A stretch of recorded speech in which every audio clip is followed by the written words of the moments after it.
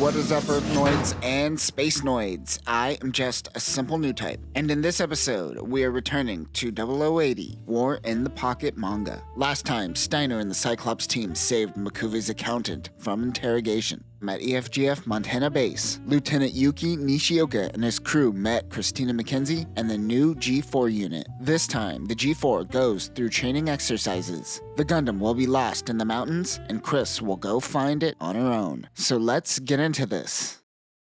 Chris introduces herself and offloads G4. Along with Chris, the Argos team has come from Jaburo to help run training exercises. This team consists of Brad, Leo, and Gale. They are piloting DOMs. Many of the Montana team hasn't seen a DOM before. They seem to have a secret agenda while they are here. Lieutenant Yuki notes that this is a big show from Jaburo. In the hangar, Chuck talks shit to Chris. She grabs and pins his arm behind his back. She says that he will not survive on the battlefield. Chuck sorties in the G4. Chris tells Chuck to depress the pedal slowly, but he doesn't listen and slams down on the pedal. This causes him to crash through the hangar violently, thrusting into the air. Yuki and Chris chase after G4 in the M72 Lakota Jeep. I always forget there is an official Jeep in EFF, but it has literally been unchanged since the old century. Don't fix what ain't broke. The Gundam crash lands. Chuck mentions that it is much more powerful than a gym. The base commander tells Yuki to stop the training exercise. The Argos team notes that this base is full of idiots. They move in to retrieve the Gundam,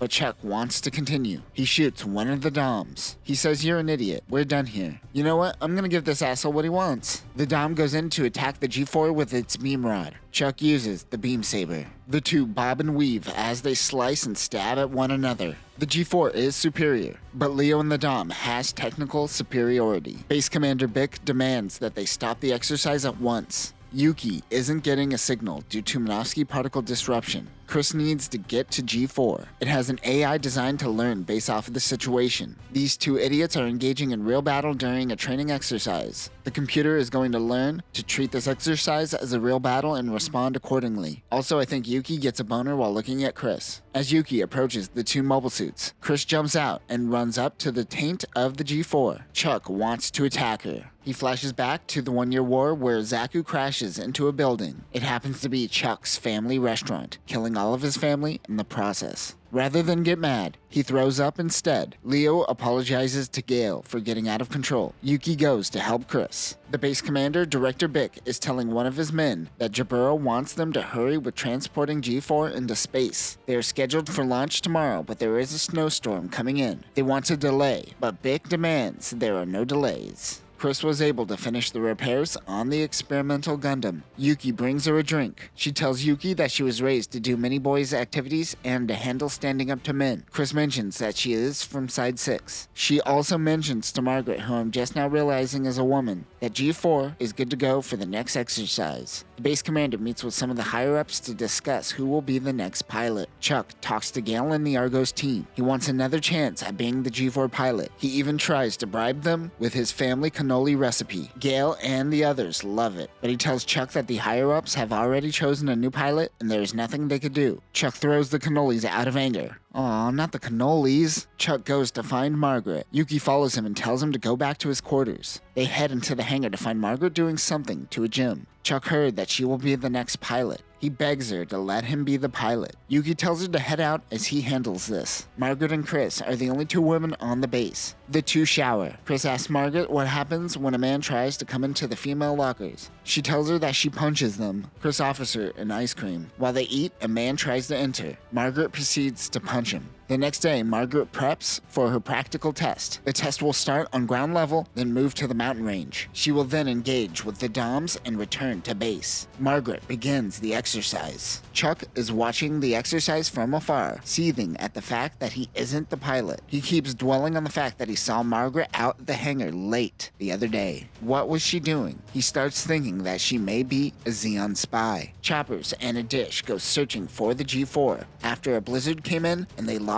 contact. Oh snap, an actual story reason to talk about the dish. Let's do it. The dish is a patrol aircraft that focuses on high-speed recon. It is a giant flying radome with wings and a fuselage. It is so silly and I love it. Its giant radome allows for long-range communication. It was originally an EWAX vehicle, but it underperforms under Minovsky particle disruption. Because of this, it was mainly used by EFF and civilian dignitaries. This was used by General Revel to travel to Belfast to meet with White Base crew in the original Gundam. They have been told to retreat and try again tomorrow, but the dish picks up a heat signature. They found the G4's backpack. They weren't able to trace the footprints from the backpack. They think the Gundam may have slid into the lake. Yuki informs Chris that they found the backpack, but the search is suspended for now. Chris is very concerned for Margaret. It may be at the bottom of the lake. This causes Chris to panic because the prototype unit isn't airtight and she may be running out of time. That is when Chuck comes over and tells them that he thinks that Margaret stole the G4.